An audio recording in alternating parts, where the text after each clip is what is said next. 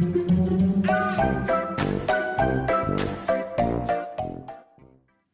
guys, Sandy here. Welcome back to the channel. Today I'm scrapbooking a couple Christmas photos. Now this is from Christmas morning last year, and I've got some fun products. I have this kitchen tile stencil from Brutus Monroe and a couple Chroma Glazes and a Chroma Pen. So let's see what I can do. Okay, so I am using the kitchen tile stencil right here. I am grabbing my beautiful Chroma Glazes and I am going to apply it through the stencil. Now I do pull the Chroma Glaze out of the jar with a palette knife and spread it across it's an old hotel room key. You could use an old gift card, an old credit card. Don't do YouTube videos with an old credit card though, guys. Nobody needs to see the numbers. And I'm just going to spread that around so that you can see it. And it's like a thin amount. And I'm just not really working it a whole lot. I don't want to get stencil seepage. I do get some.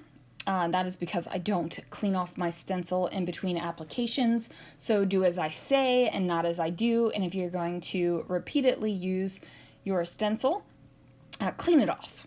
Otherwise you will get stencil seepage. So again, I'm just using that old hotel room key to go ahead and get all of my glaze through that stencil. Now I did pick the pearl Chroma Glaze to go over top of my black cardstock, and then I picked the gold Chroma Glaze to go over top of my white cardstock. I just figured that that would make the most impact. It would give me the most bang for my buck. Now I do love watching stencils. Like, I just love it. I love watching the stencil get filled in with its media, whether it's Chroma Glaze, Glitter Glaze, ink, velveteen glaze, all of the good stuff, right? Like, I just love watching it and then having the stencil pulled up and then you get that beautiful reveal. I adore it. It's one of my favorite things to watch on videos, so you guys are going to be able to see it here as well. So now that I have that one done, I'm going to do the same thing and go ahead and fill in the stencil one more time.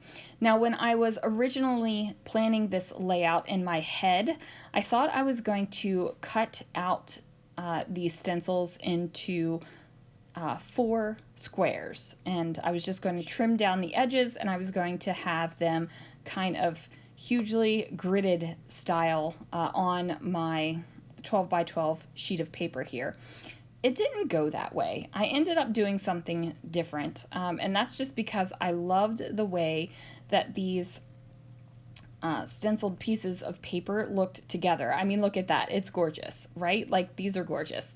I was thinking about just putting them both down on top of the pattern paper, but then I decided, nope, I don't like that either.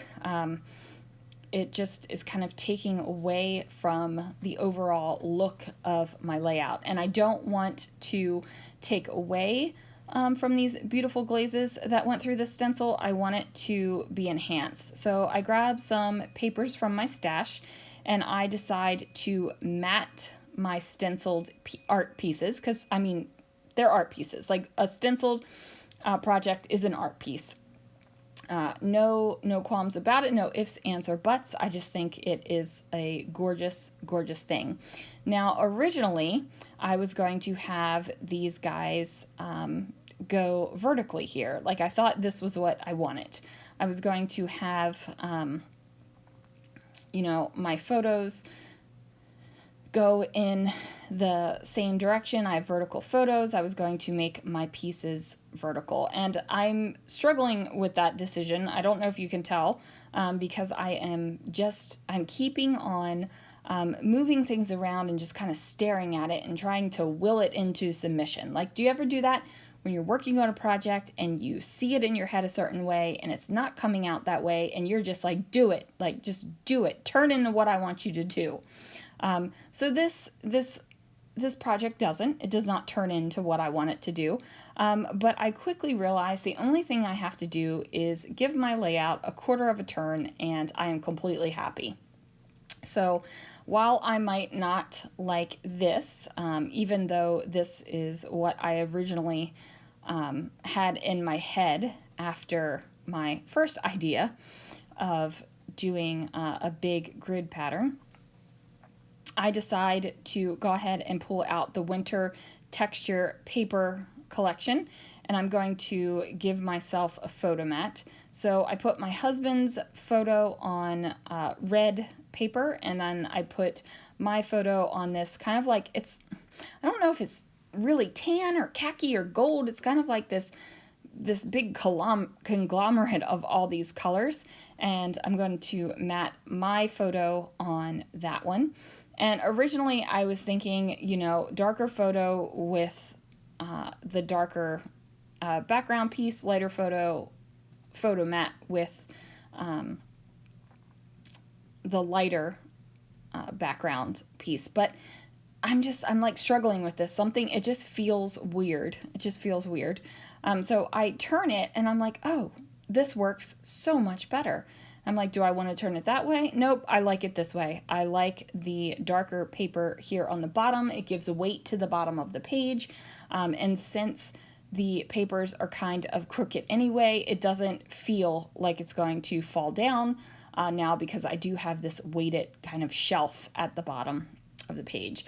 I pull out this acrylic piece from my stash, and I'm just going to glue it down right over here on top of that stenciled piece. And this allows me to have a lot more of that stencil showing than if I would have put like a block or something over there and put the title on top of that.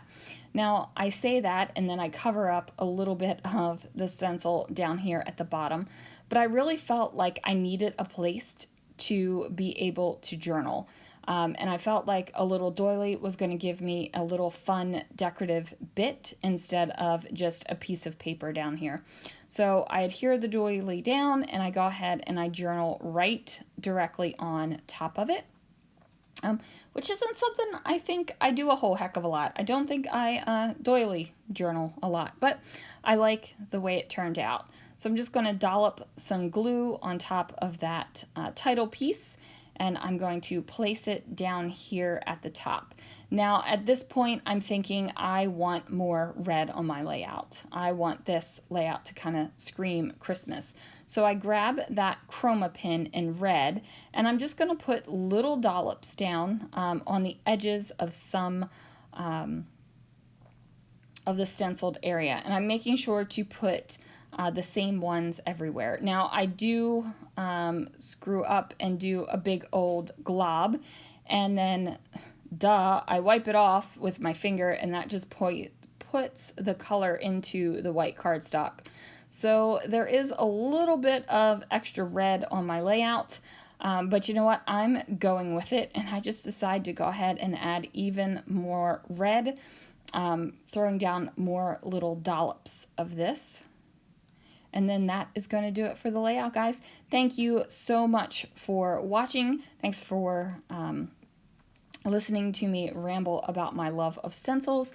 And I will see you guys again real soon for another video.